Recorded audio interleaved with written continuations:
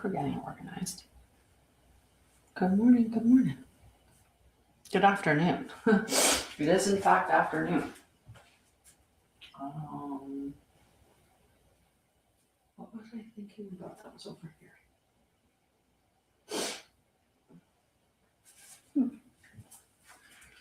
I think I'm going to grab my stand today. Oh, yes, I think I was thinking about cards maybe. Hi, Anne. How are you? Hi, Megan. I'm just going to give it a minute. Oh, and share, because sharing is caring.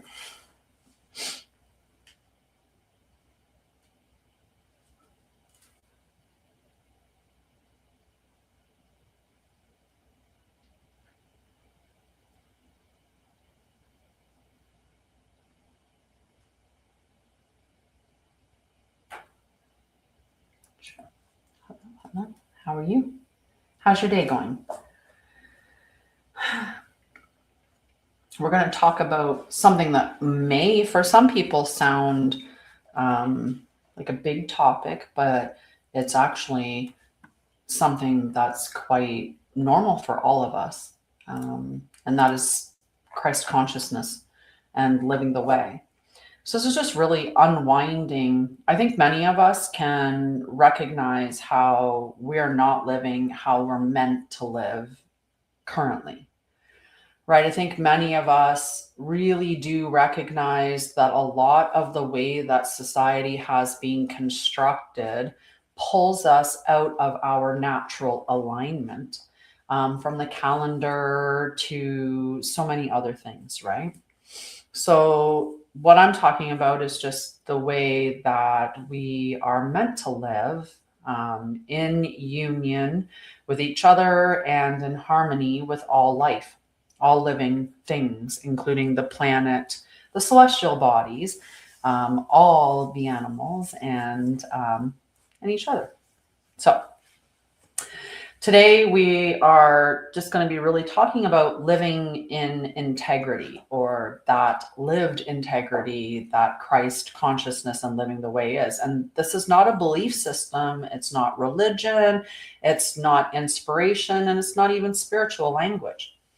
What we're talking about is whether what you understand internally is reflected in how you speak, decide, and behave under pressure, right? So are you always who you say you are? Do you show up as you? Do your words match your actions, right? That is a lot of what living the way is all about. It's not about living in a specific format under a religious compass or anything like that. It's just living in unity and in harmony with everything else. And that's how we're meant to.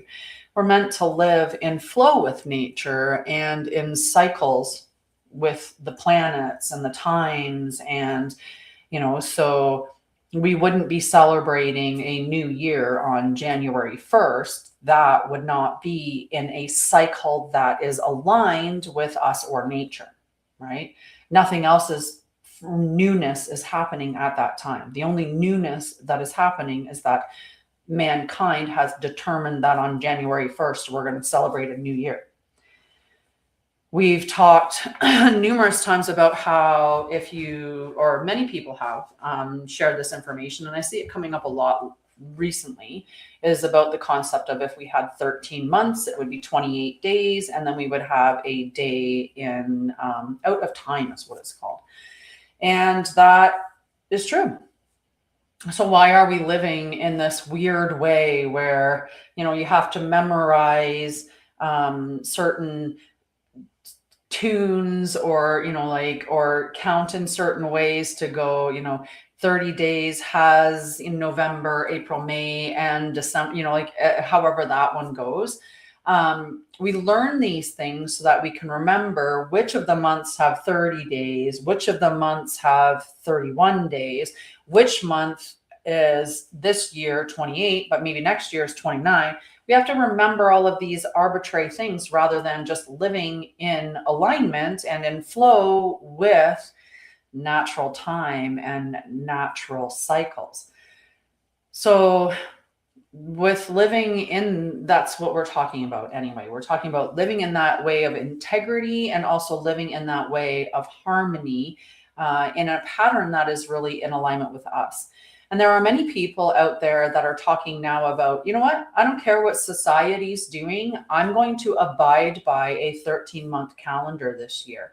So if that's something that interests you, I challenge you to do that, and we can work on it together, how this calendar would unfold. And I can share the calendars with you as well. But that's not the focus of today. Today, we're just talking about understanding the Christ consciousness as a way of living in integrity and of living the way, which is living in harmony with all other life and with the cycles of nature. So we just had this really intense cycle of acceleration, because we had eclipses, we had the new year in Chinese astrology, which is the fire horse. And everything that I talk about when I'm talking about astrology or the planets, I'm always talking about true sidereal, which is the living sky. I don't work with anything but what's actually above us, right? I don't think there's any purpose in following mainstream astrology, which is the sky frozen 2,000 years ago. To me, that makes no sense. I want to work with Aries if Aries is there, or I want to work with, the planets in the signs that they're in and nothing else. So when I talk about all of this stuff, I'm going to be talking about things using true sidereal, just to be clear. Okay. So we have went through this intense period with a new moon in Aquarius, with a solar annular eclipse, with the new year of fire horse for Chinese astrology, all of these transitions happening at the same time. So people often, when they go through these seasons or these phases or transits, they often do rituals, or they, they write down goals, they make plans, they do all of these. I'm going to change this. It's kind of like a New Year's, right? On New Year's resolution or something. And even now we're getting at the point where those who do the New Year's resolutions are probably seeing their stuff kind of fade away. They're maybe not in alignment with it anymore. And that's because, like, in the whole time you're like really tightened and you're monitoring yourself and you're trying to perform the steadiness as opposed to allowing it to become stable within your life. Hi, Sha'Ryah. I didn't know if you were stuck, if you were staying or popping on through. So I had to wait until I had a pause to say hi. How are you doing? How are the kids? I was thinking of you. I was actually thinking of reaching out to you and seeing how you and the kids were doing. So there you are. You're here. It's been a while.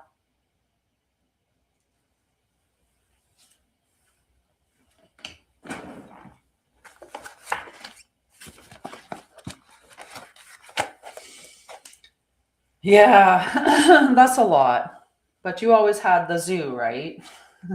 Willingly and with love, you had the zoo. So, and so busy was always a part of it, right? So effort without structure produces tension, right? And structure without ego produces coherence, because your ego is not in there chiming in and telling you what you shoulda, coulda, woulda, or how to get off track. When we're talking about,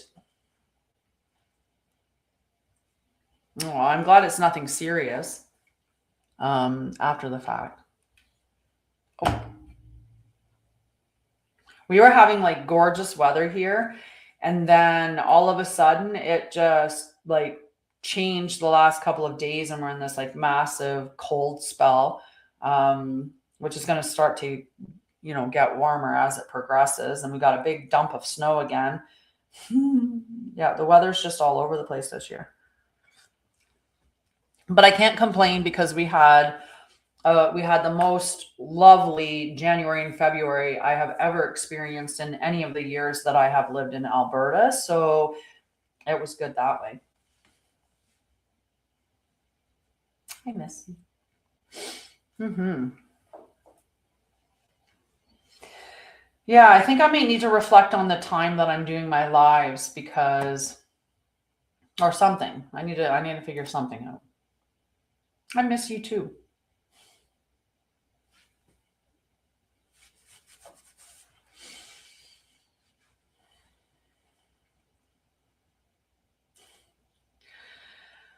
So Christ consciousness isn't some mystical thing, right? It's just expressing the internal, externally in coherence with one another. It's being in aligned with yourself, being in aligned with nature, being in aligned with, life and with cycles and with flow and with the way that we're meant to live, right? Free from all of this distortion. And it's just that we are showing up in a predictable way, right? And so let's take a breath, because I could take a breath.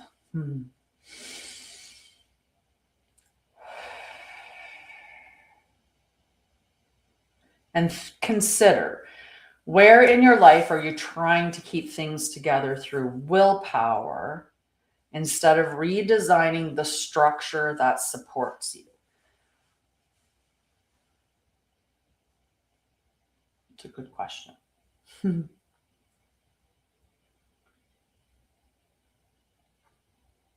2 hours difference, love.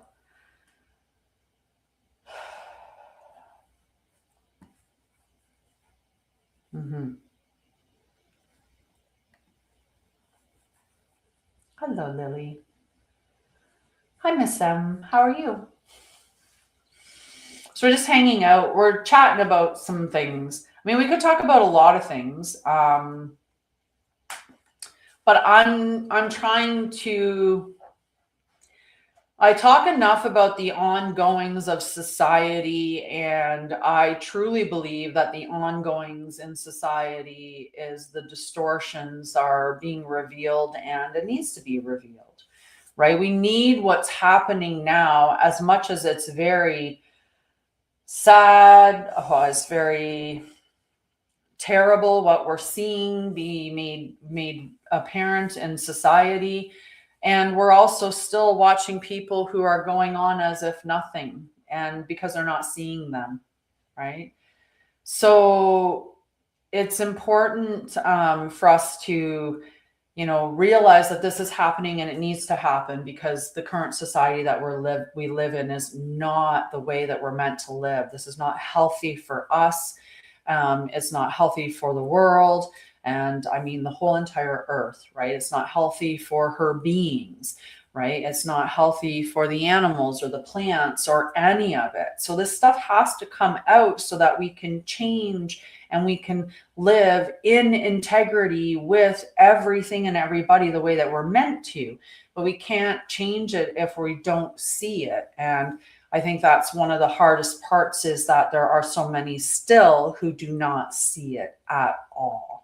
And so anyway, I've been doing a lot of work on soothing and on returning to center, which is really just returning to yourself, because we are so overwhelmed and overstimulated and inundated with all of this information that we're not meant to see, not meant to hear, not meant to know. It's bad enough how many of us experienced it firsthand.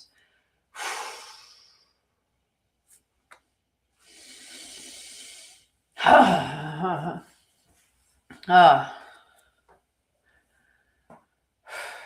have to do a boundary exercise, okay?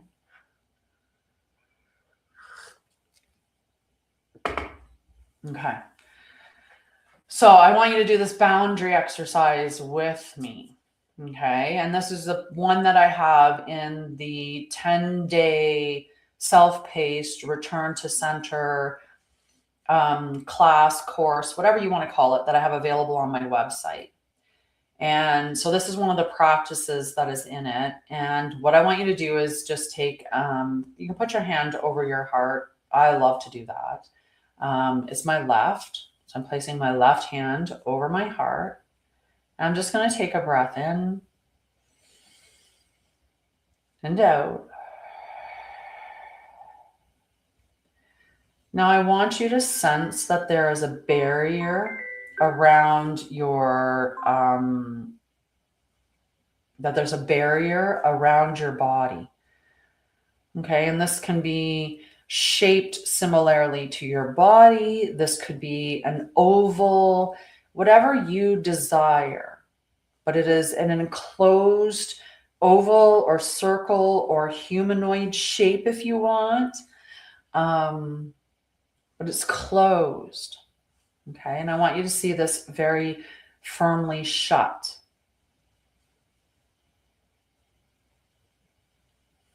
And now I want you to just open it for a moment. Allowing yourself to feel the energy that is around and outside of you. And then I want you to close it again.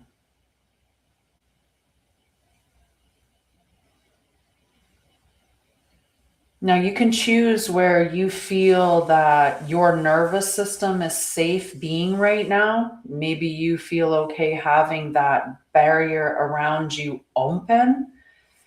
Maybe you don't. Maybe you're in more of a public space, or maybe you're around other energies that aren't in alignment with how you want to feel. And or maybe you're picking up energies because you're very empathic and you're picking up a lot of energies from around the world, from the stuff that's been coming out on the internet, from all the I think someone was calling them Epsom files and nail file, Epsom salts and nail files, I think is the new code language for it. But nonetheless, if you're having issues with your nervous system right now, or you're feeling like you're picking up energy from other people, that's a really good tool to have in your toolkit and to practice using it. So you're only opening up yourself to the energies that you want to be feeling around you. We say you're with your family, you're with close friends, you're in a healthy environment. So you're allowing that energy to flow between you. But when you're in an environment where you're being inundated with a lot of energy from other people, or negative energy, or like I said, being very empathic and picking up energies from society, then you may want to close that barrier around you. So it's just a matter of just creating that barrier around yourself, just sensing that there is this barrier, this edge to your field that has a barrier, and you're just going to close it.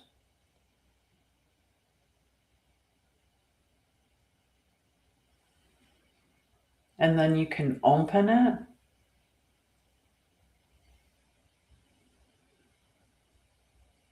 And maybe you open it, you see it opening like it's got little bevels on it that open up, kind of like airflow. Maybe you see it just becoming more translucent, more thin. It's the visualization is whatever works for you.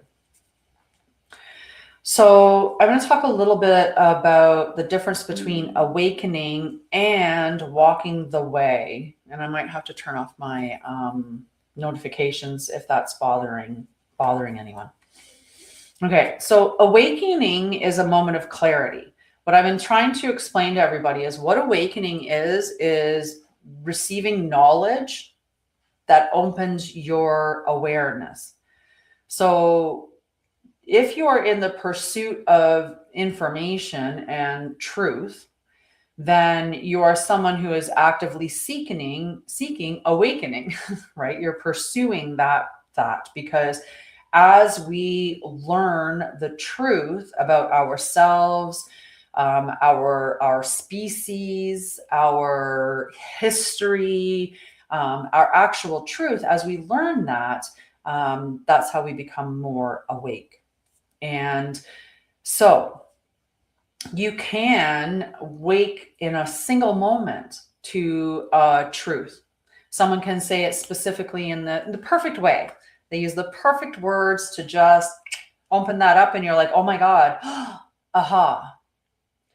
For some, it may be you've heard it, you've heard it, you've heard it, and then somebody says it again, and it's just that repetition that finally sinks in, and you're like, oh my God, it is actually true. They were all telling me the truth. It is actually true. And, I've had a couple of interesting conversations lately talking about discernment and what is discernment. And the way that I like to explain discernment is known and felt truth. And by felt, I mean that you know it in your body. You don't just know it in your mind. It's not an aha moment. It's a, oh, it's the aha with the right into the body. So and I explained it in this sense too. And this is a really, really good example of how to discern something, right? Discerning the truth is also looking at the information and saying, who benefits from this, right? Who benefits from this being a lie, or who benefits from this being a truth? So the example I gave my friend was chemtrails, right? So there are many of us that believe that they are there, and there are a lot that believe that there's not. And there's, all the stuff in mainstream that says that's not true. But then there's also, specific states that are banning said practices, which would make you think, well, if they're banning it, then it has to be true. Why would you ban something that's a lie? But what I explained to him was, if I'm somebody who is saying that this is what they are, I said, and I have nothing to gain from it. What I would gain instead is pretty much negative stuff. People would laugh at me, or they would think I was stupid. Like, there would be a lot of judgments that would come somebody's way when they're declaring that, especially early on, and when it was first coming out with conspiracy theory. So the other side, though, however, what do they have to gain? Well, they can continue doing it if it's a bad practice and it's actually poisoning, or it's actually like harming the environment or whatever. They're getting away with continuing to do that. So it makes sense that they would want to not be honest about it, right? Right? Wouldn't the whole public stand up and go stop it if they knew it was true? So they would benefit from keeping the lie going. And I said, but your body knows. I said, when you sit with your body, and that's part of the problem, is that, the distortion that we're living in is a distortion that says, trust this, trust your brain, trust what your brain's telling you, trust what you read, trust what the news tells you. Like, it's telling you to think, and believe that. Well, most times your thoughts are pushed through your ego.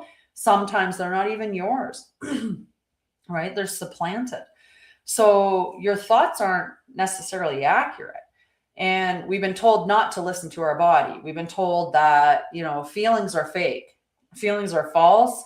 Feelings, they're like, it's fact over feeling, right? But it shouldn't be fact over feeling. It should be the both of them combined. Yes, you need the information. Yes, you need the knowledge. Yes, the dots need to connect. But there is also the lived experience of knowing in the body, because we just do. When we feel and connect to our bodies, we know the truth. We feel it because it's resonating through the field, and we are a part of that, and we're all connected. So it's very powerful. It's very powerful to connect to your body. So awakening, again, is that moment of clarity, whereas when you're walking the way, you are in repetition with aligned behavior. You may awaken to that single truth in an instant, but when you're walking the way, it asks, can you live that truth when you are tired? Can you live it when someone disagrees with you? Can you live it when it costs you comfort? And this is the stage that we're at now, where the whole of everything that's being revealed to us is going to ask us, are you going to look at that truth and do something about it? Because it's going to cost you comfort. It's going to cost you agreements, because people are going to disagree with you because there's so many that aren't seeing it yet. right? And when you're beaten down, or and there's so many other ways. Are you going to stand in that integrity? Are you going to live in that truth? Are you going to, it's like, here's a great little example. Great little example.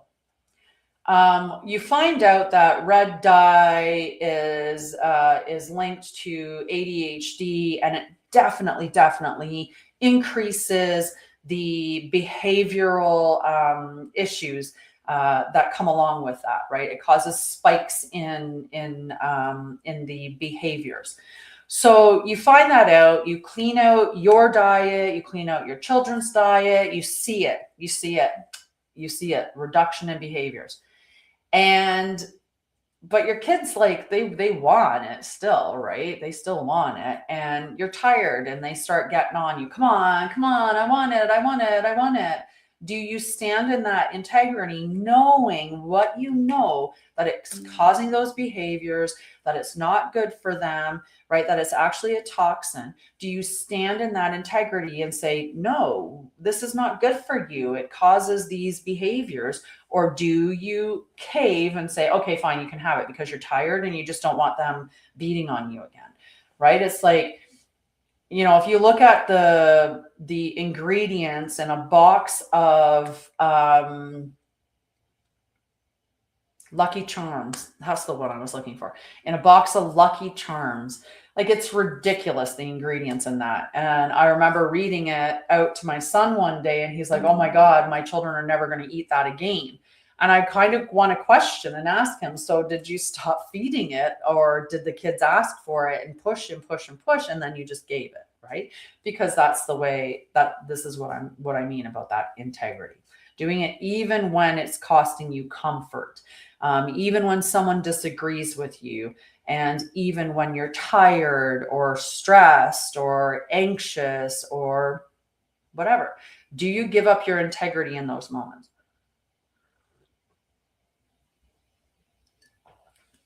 So examples of this could be, patience. We all know to be patient. We all know to give people time to speak. But when you're frustrated, do you interrupt somebody? Right? Or maybe you are someone, I claim that I am a very truthful and honest person. So saying that, this one would be, I value honesty, but do I soften the truth to avoid conflict? No. That's why I have very few friends. I have a very small inner circle because I don't. This is another one on the flip side, though. You believe in compassion, but you speak sharply when you're stressed out. And I believe in compassion. I have been hurt by the actions of someone, and in speaking to them about that, I have been sharper than I should have been, for sure. Right? Because the hurt came out in my speaking. And so it was elevated, right? I didn't stay in that zone of compassion and just speak the truth and leave it at that. So insight feels powerful because it is new, but embodiment feels ordinary because it must become normal. And most people are great with the insight part, but they're not so great with the embodiment part. The information, great, learn it. I know the truth. That's where it gets to, is I know the truth, but do you live the truth? And that's what the way is. That's all it is. It's nothing fancy. It's nothing religious. It's just living that in alignment. Find the truth and live the truth. The way. So this begins, like it begins where that emotional intensity fades, because it is built in those daily habits. It's built through the tone of your voice. It's built through the small decisions that you repeat. That's how you build the way. You walk it each day, right? So where do you intellectually understand something but revert to older behavior under stress? It's a good question. It's a good question.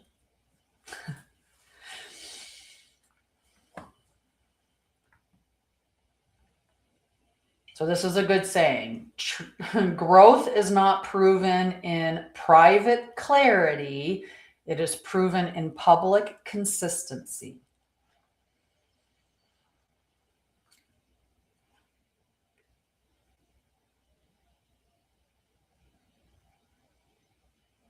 Hello, Malika. How are you? Nice to see you. We're talking about Christ consciousness and living the way, which is, as I was explaining through the live, it's about living in integrity, learning the truth, and living that truth, right? It's embodying the truth. Many of us are awakening, which is the information gathering portion where we're learning the truth. But in order to sustain that, we have to embody it. And in order to create the new earth that we came here to create, we need to do that by embodying the truth, living it. So if we go to space of power without that internal order, it destabilizes the person expressing it. So we're seeing that a lot.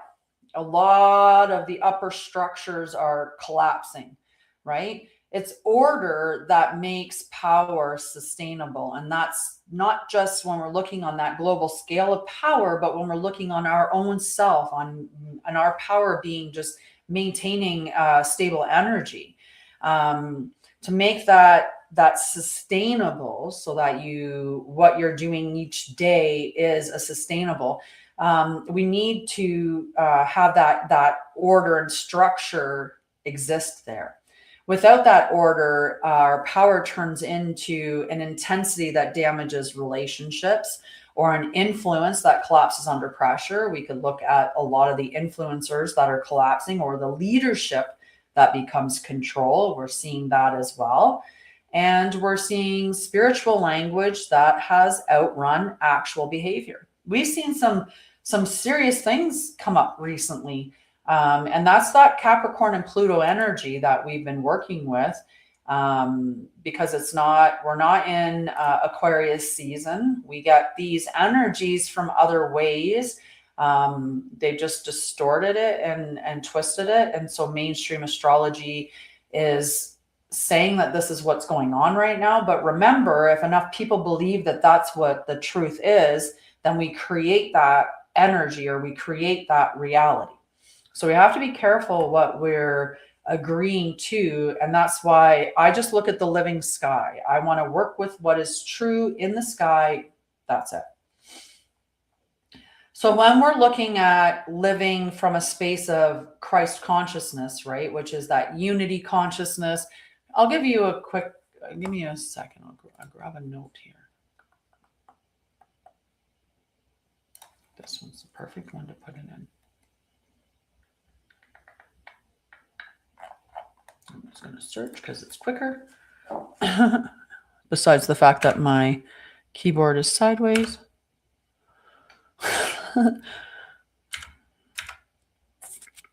don't know where the letters are as well this way. But we're doing it, guys. We're doing it. Did we get it?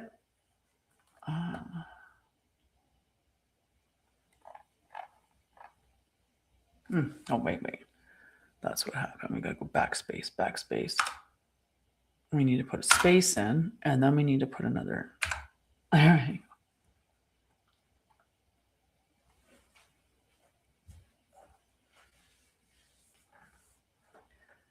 Okay. Where did you go?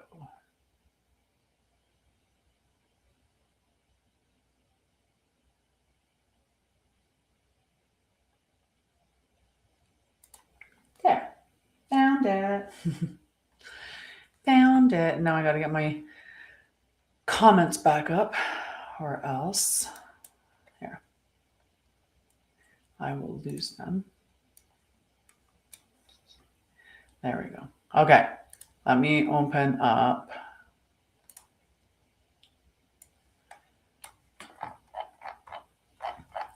Okay.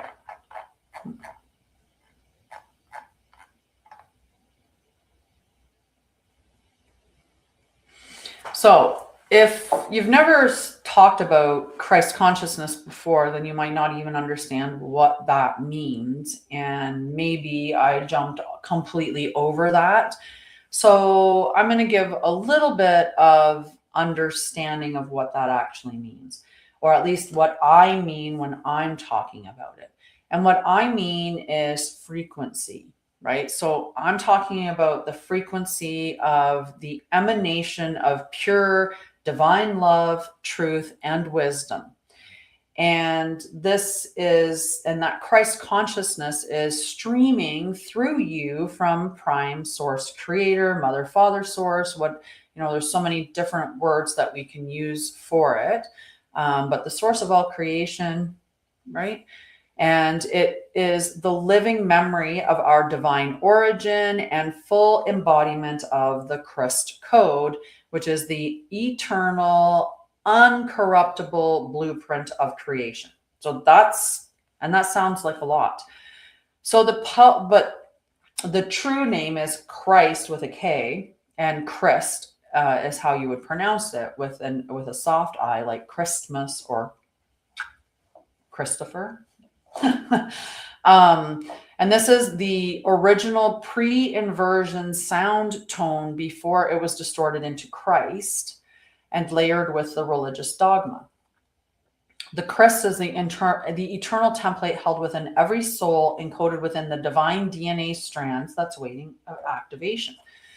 The key pillars of Christ consciousness, and I say it for public, but it is Christ consciously, is divine union. So living in full alignment with both the masculine and feminine within you. You're a tri-flame.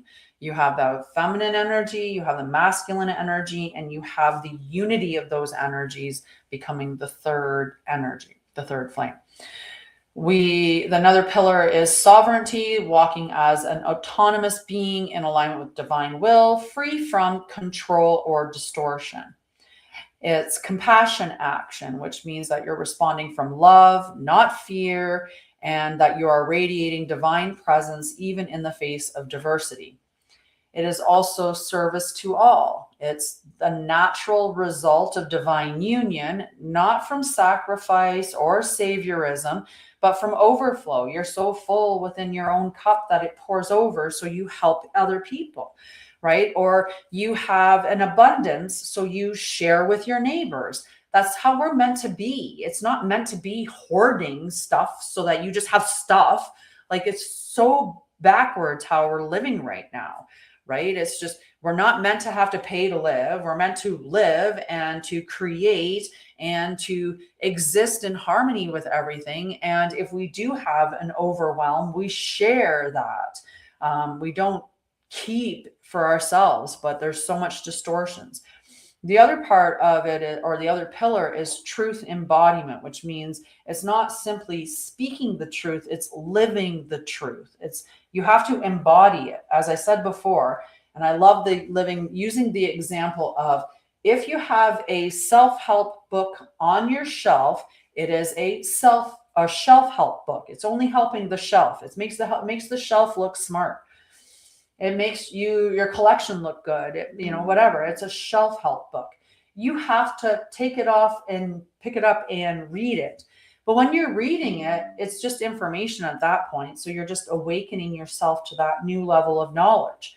It doesn't become lived until you actually embody the practical parts, which is why every time I do something with you, I give you practical parts to do. I give you the part that you have to use to integrate it into your daily life. That's what we're meant to have. So the Christos is actually the solar logos, the living light that streams through every sun, every star, and central core of creation. The Christed sun is a divine intermediary between source and creation. So this is what I talk about. I talk about living in integrity and embodying the truth and living how we're meant to live in harmony with all life, including Mother Earth, the celestial bodies, and all other life, the little guys, the birdies, all of them. All right. So the 12 Christic teachings of the way. Number 1 is remembrance. Number 2, reclamation. Number 3, purification. Number 4, devotion. Number 5, compassion. Number 6, wisdom. Number 7, silence. Number 8, creation. Number 9, integrity. Number 10, surrender. 11, sovereignty. And 12, union. So,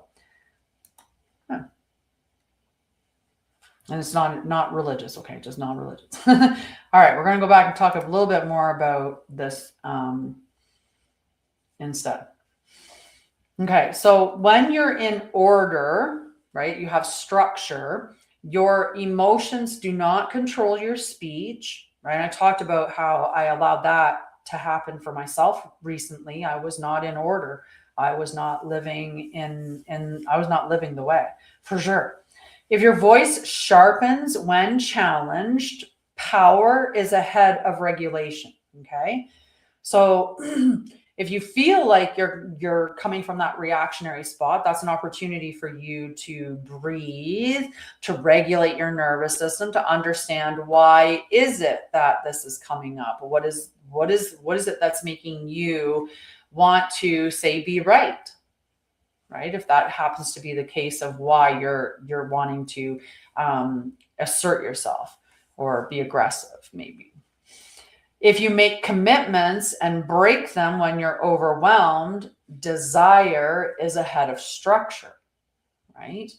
Because you should be aware of the energy that you're putting out on a day-to-day basis and how much energy you have to give in other spaces. If you require agreement to feel stable, then influence is ahead of maturity. And that's a good one.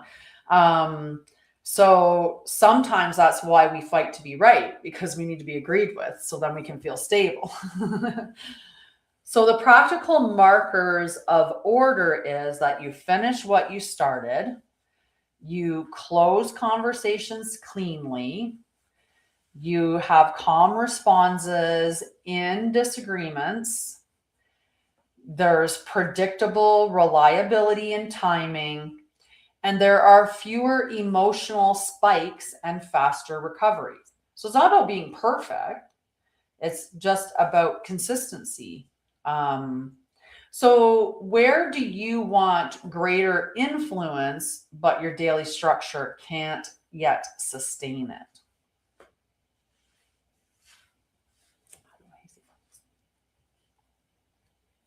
Oh, I forgot to put my comments back up after I did that a little bit. Just take them over there. Okay. Spiritual maturity is steadiness under stress, not intensity of insight. We get this whole, I'm going to collect all these different experiences, or, I had this Kundalini awakening, and that's some big claim to, spiritual maturity, or, and that's how we've gotten into these situations where we're looking up at all these gurus like they're something better than us. They're not. The only thing that you should be working with is someone is teaching you how to implement in your life everything to give you that sovereignty on your own. And nobody should be, holding the keys to your evolving or your access to God or spirituality or any of that. You don't need an intermediary. It's all within, right? And the only reason that you might need a teacher is because you've forgotten that. You just need to be remembered. And then once you remember, off you go. You're on your own. All right. So the discipline of non-reaction. I still do a lot of teaching or healing and work around trauma and shadow work because it's a part of us evolving, and you need to bear witness to the shadow and bring it to light. That's how we heal it, right? And in healing that, it's how we help to heal the world as well. So reaction is giving control to the external trigger, right? When somebody has control of your emotions by saying something or doing something, then they can take control of you. And children know this at a very, very early age.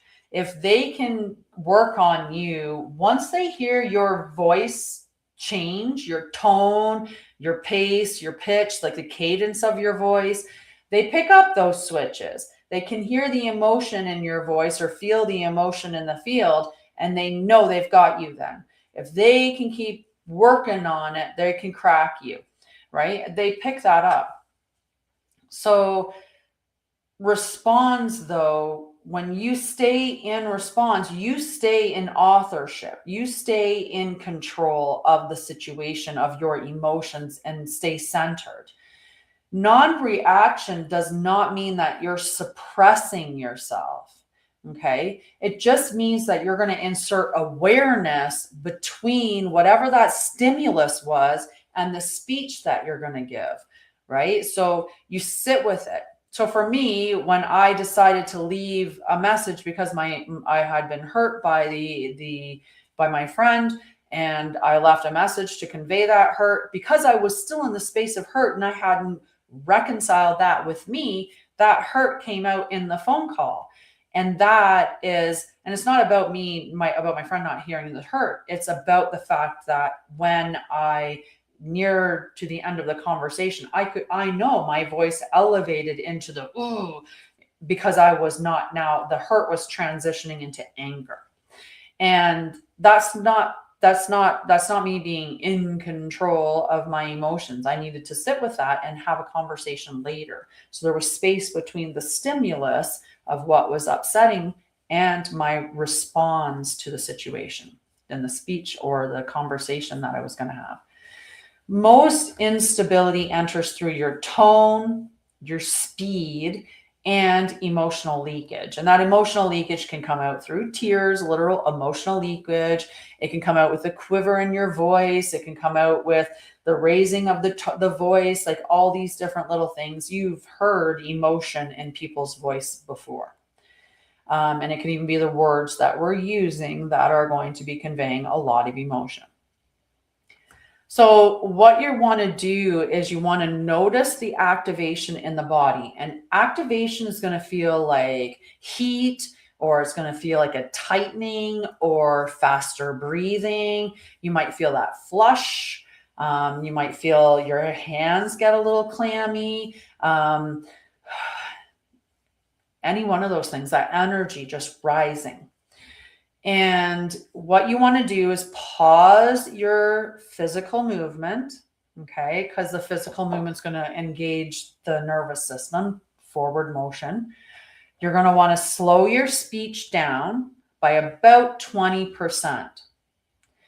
Lower your volume intentionally and speak only what is going to move resolution forward.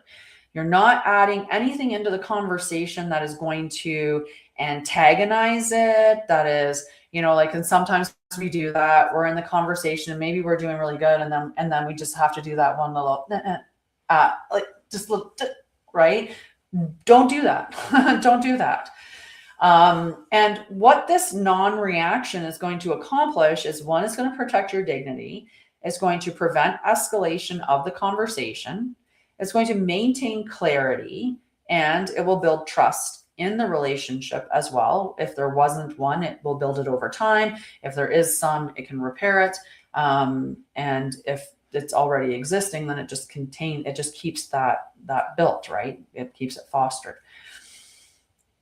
It's not about not saying or speaking your truth. It's about delivering it in a way that is loving to yourself and who you are, right? I've been there before. Like, I go back 20 years, man, and I probably had some pretty fired up conversations with people out of my reactionary zone where I said things and then afterwards I felt awful about what I said because I was reactionary and I was hurting them because I was hurt and I didn't know, how to do it any differently. I hadn't learned yet. So what I want you to do today is I want you to recall a recent conflict and think of, within that conflict, what one sentence could have de-escalated it instead of intensified it. And then, it's learning. We're all learning.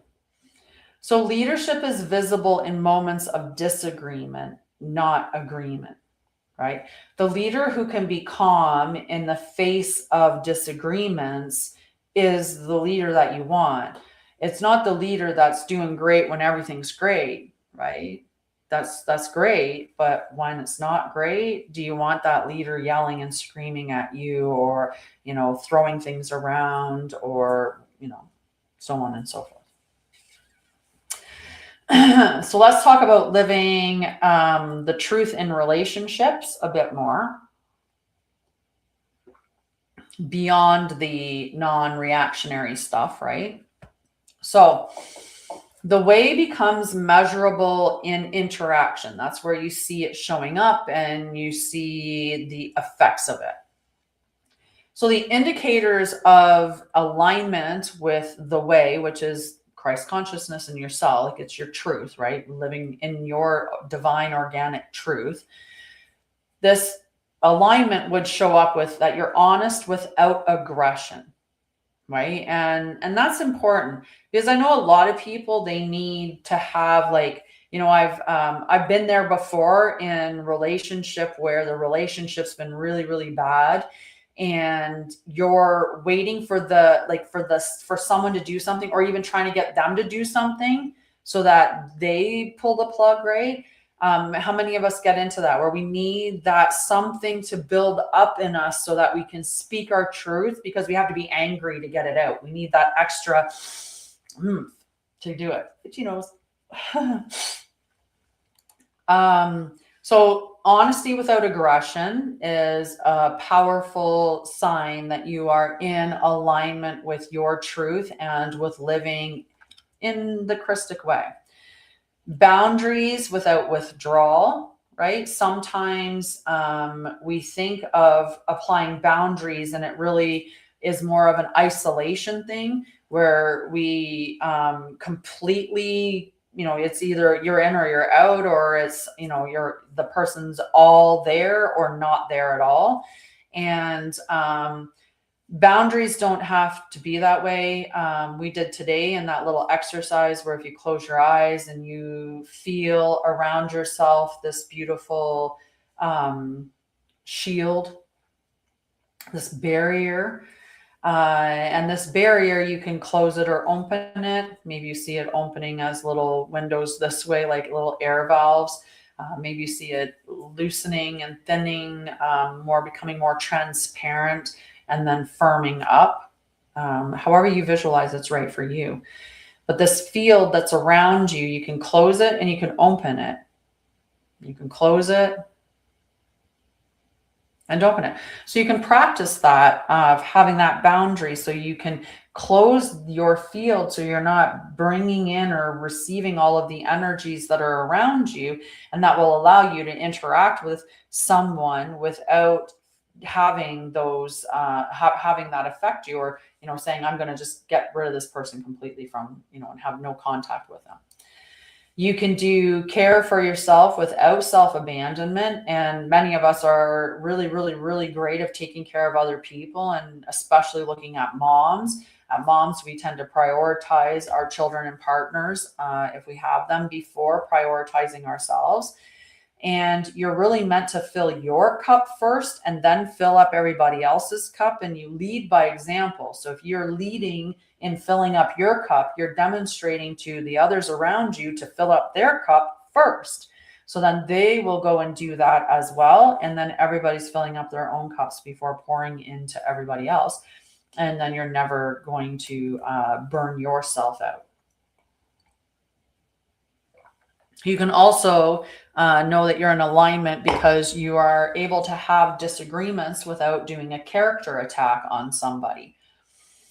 But a lot of times we'll see like some distortions, and that could be silence to avoid discomfort. So you're not speaking your truth. You're not having the conversation, right? You could have intensity to force understanding, where you just keep coming at them, or more information, or, just your energy is very intense to get them to, they need to understand what, where you're coming from. Sometimes we get that sarcasm disguised as intelligence. And then also withdrawal used as punishment, where we decide to isolate ourselves from people to kind of punish them because maybe we didn't like something that they did, rather than having a conversation and saying, like, what happened wasn't appropriate, or it didn't work for me, or so on. So truth needs to be stable even when the other person is unstable. And this is not, we do not tolerate harm, right? We are refusing to mirror their chaos back at them. And so we're going to do a little practical thing here. And the practical thing is, before responding, ask yourself, is what I'm about to say corrective or reactive? And the other question is my goal clarity or emotional discharge? Try to do my puzzles. There's a cute puzzle in that one. Okay. So the consistency of character builds long-term trust more than momentary correctness, right? It's building your character over time, remembering your truth, implementing those changes as you can in a practical way. Okay, so we're going to do an embodiment practice. This is to stabilize your presence. So in this, if you're in a position where you can sit down and sit upright and close your eyes, awesome. If you can't, then you can access this on my YouTube channel, Sha'Ryah and Lorian, or on Sha'Ryah on YouTube as well. It is on TikTok and Facebook, but those ones, how lives are on those streams. So you can catch it on the YouTube channels, and I might put this little clip up all on its own. So we're going to do this embodiment practice, and this trains steadiness under mild activation. So we're going to sit upright, and I want you to relax your jaw and your shoulders, okay? We want them away from the ears. Okay. Now I want you to take nice slow inhale for 4 through the nose. And then I want you to exhale for 6 through pursed lips, like you're blowing out candles.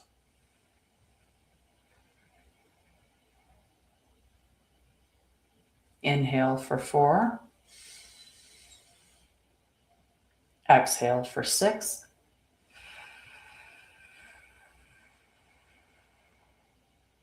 Inhale for 4. Exhale for 6.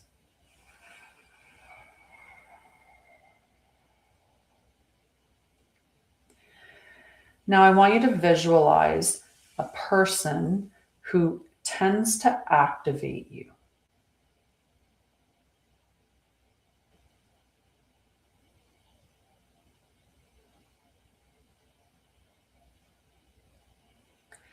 And I just want you to feel your body respond. It's not about correcting it. Maybe feel a little tension somewhere, or a little activation. A little fast energy. It's okay.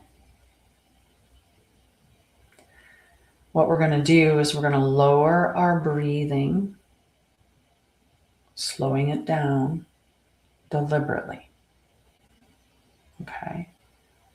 So let's inhale for 6.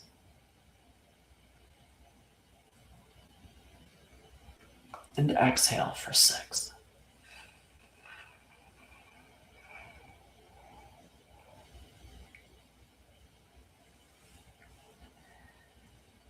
Continue to just slow and deepen your breath.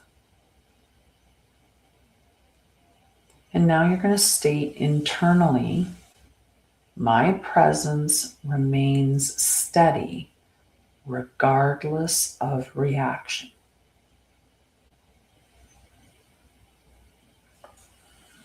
My presence remains steady regardless of reaction.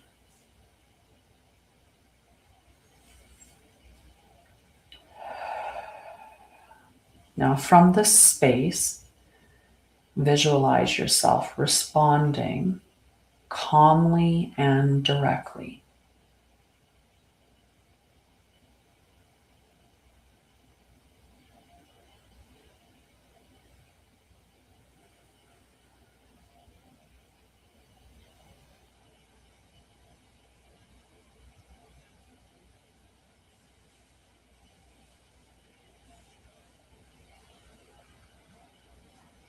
And finally, I want you to release the need to be understood.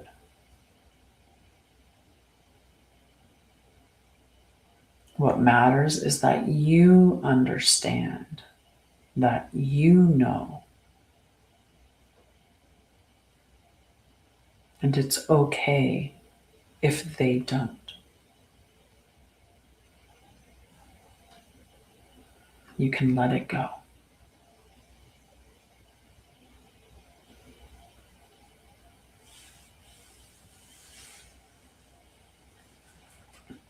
And when you're ready, you can come back to this space.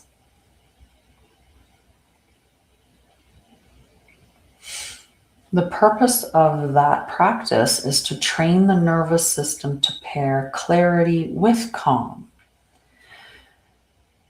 Because steadiness is not emotional numbness. It is regulated expression. We're not meant to shut off our emotions, nor are we meant to kill our ego, right? We are meant to live in harmony, and we're meant to have our higher self be the driver of the bus. And we're meant to take that time to regulate before responding, but we're not meant to just suppress our emotions or silence ourselves. We are meant to express these emotions in a healthy way. It's just unfortunately many of us have not learned healthy ways of expression, and we're triggered and our nervous systems are dysregulated. So what we do is we react instead of respond. And we just need to learn. That's all. It's just remembering. So the way is not a dramatic thing. It is reliable. It is shown in how you speak when you're frustrated, how you follow through when you're tired, how you repair when you're wrong, and how you remain measured when you're challenged. Intensity impresses people briefly, right? So someone like Deepak, he may have impressed people for quite some time, but the truth came out, right? There's no way that he could have maintained that consistency of that charade. At some point, the mask has to fall away.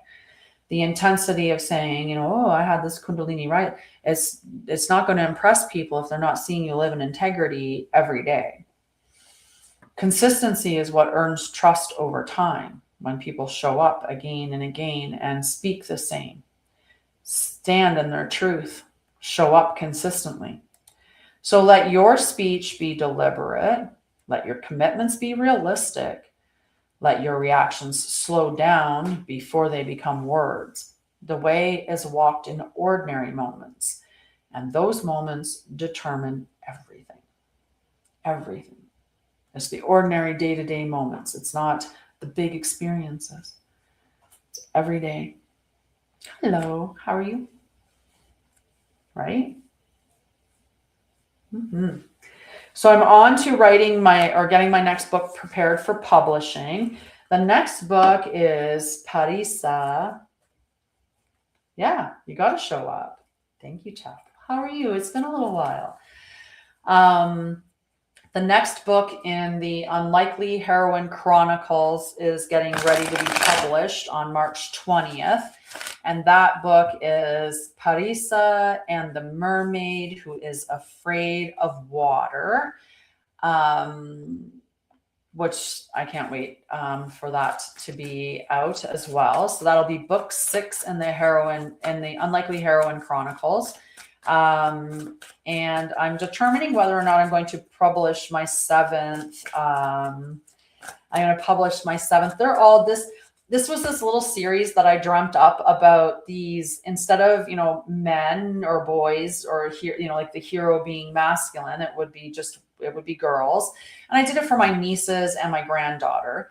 And so it follows 4 heroines, Tiana, which is secretly me, Tanya, but spelled, and then my nieces are Parisa and Sha'Ryah, and my granddaughter's Mariah. So they're the 3 other girls that are in the series.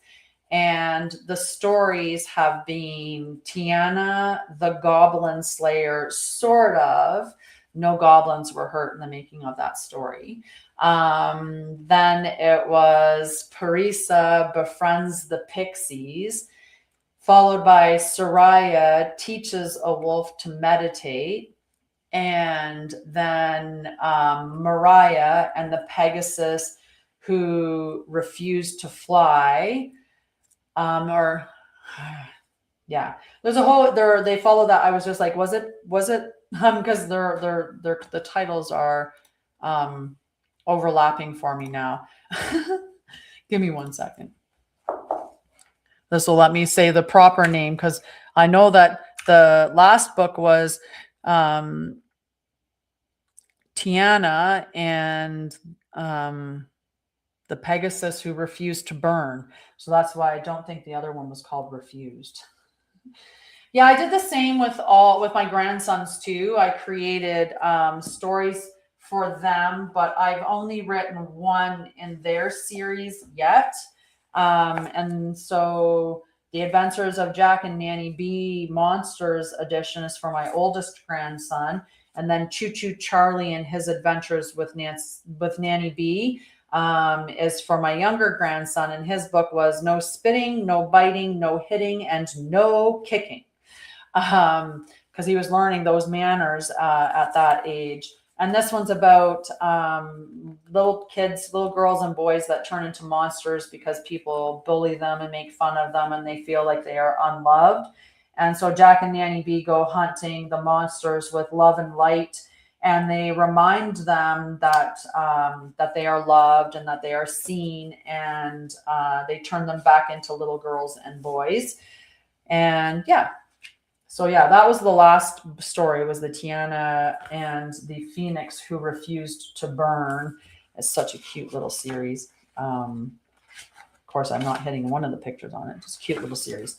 So and this is my first children's book that I wrote, and it's Jessie Learns to Create Calm Spaces, and it teaches a calm space technique, or the calm space technique, which is a combination of color theory. So you color encode an emotion. So if my color for joy was green, let's say, then I would implant that, like signify that color joy is green, it's green. And I would think of all these images in the color of green, and that would make me feel joyful. But then you do it with the 4-element mindfulness technique, which is first grounding, then breath work, wetting your palate, which is either taking a drink of water or doing this neat little trick that's in the book. And then you fire up your imagination in the color of the emotion that you want to bring into your body. So this was the first kids book that I wrote. I have 19 books published now, I think, in total, between children's and adults, journals and planners and stuff like that. So very, very exciting. So there's 6 books now. Those books are all in a cutesy little way, or I should say the 6th book is coming out in March on the 20th. The other thing that I'm doing in March is on the 20th, I am teaching my Christic astrology course. So this is a course on true sidereal.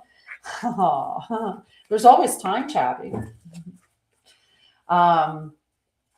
So the Christic astrology, which is true sidereal, free from distortion astrology, and it will teach you how to read your own chart and even read other people's charts. So they'd be able to give you their birth information, and using, a true sidereal generator like Mastering the Zodiac, you can get all of their placements, and then you would be able to do a reading based on the placements in their chart. You'd be able to give them insight into how that shows up.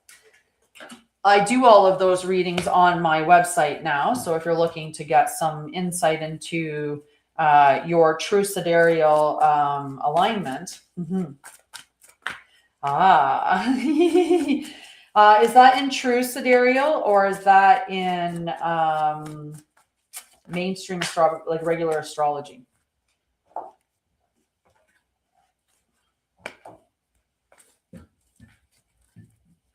I'm trying to get to a position where I'm going to start. I'll pull a couple cards.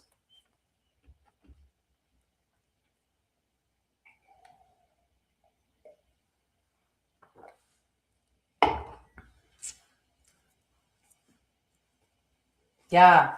So Mastering the Zodiac will do a free chart on their site. And if you want it interpreted in a variety of different ways, or you want more insight, or you want to know how how this cycle is going to be, because I do timeline and cycle readings as well. But if you want to do that, but I only do it based on true sidereal. As I've really changed the stuff that I was doing. Sha'Ryah has been around for a long time, and it's still like I still do the stuff that I did before, in the sense that I still work with trauma, or I still work with shadow work and stuff like that. Everybody is, because we end up identifying with it, right? Like I was a super Sagittarius when I did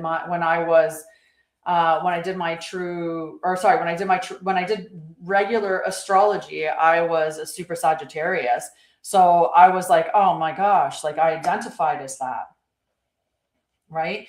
And then once I went through and I've seen it, and then had it, like I've interpreted it through without the distortions. And I always talk about, like, what are the distortions in mainstream astrology? Well, they like to seed negativity into the signs and trait that as a behavior or a personality trait. So someone who is a Virgo, for instance, is someone who is likely to be classified as a perfectionist, highly critical, and so on and so forth. And if we identify as that label, we pick up those particular energies or those particular characteristics, and we think that that's how we're supposed to be. So you see a lot of people, well, like I'm an Aries, so I'm angry all the time. And it's like, you're just justifying the reason, you're just justifying being angry all the time. Aries isn't something that's meant to be angry all the time, right? Or Sagittarius is so freedom loving. It's hard to tie a Sagittarius down. And it's like, so then Sagittarius would think that they're just meant to be, they're not meant to be monogamous. And that's not true.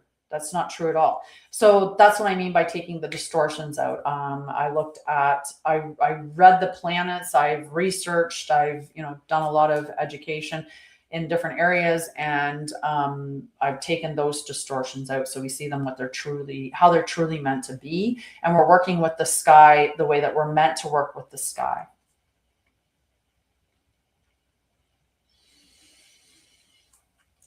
What came first? But I'd love to give you a different look at it.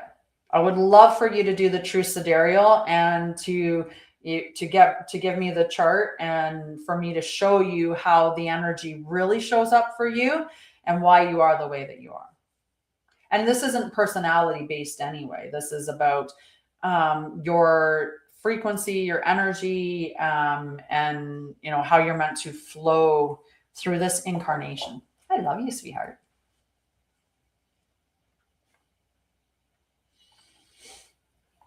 So yeah.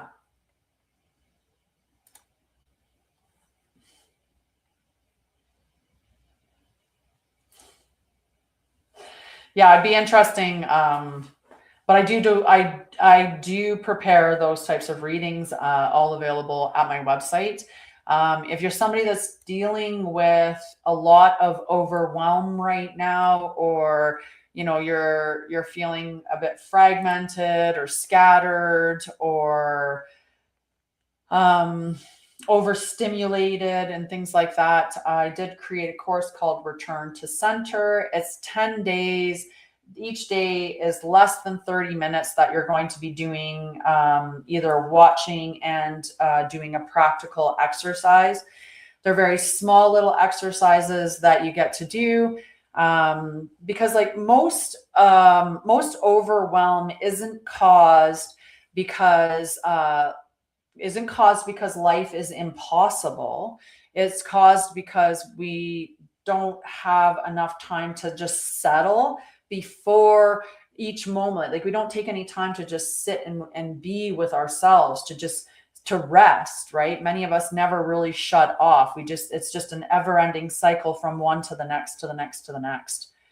Your body is constantly alert, never being allowed to completely rest. Your mind is constantly going, organizing, or thinking, or future casting, or past reliving. And rest never is really a reset, because you're not necessarily resting the way that you're supposed to rest. So this is a guided stabilization process. There are short daily sessions. There's no deep processing. There's no belief framework. It's just a repeatable way to come back to neutral, just coming back to yourself. And you get all 10 sessions right away, plus a PDF with extra grounding sessions, or extra practical sessions, extra tools within it, and some journaling prompts and things as well. And you get all of that. You can move at your own pace, and it's on sale until February 28th for $55. So if you're interested in that, just send me a message, or go check out on sha'ryah.com/shop. Well, it's starting to get hot in here. The sun's moving into my room, and I either have to close my curtains or shut it down. And I'm going to turn it off, because I think we've done quite a bit for today. I love you guys. Have a beautiful day. I'll turn this one off. And we'll turn this one off. Bye, guys.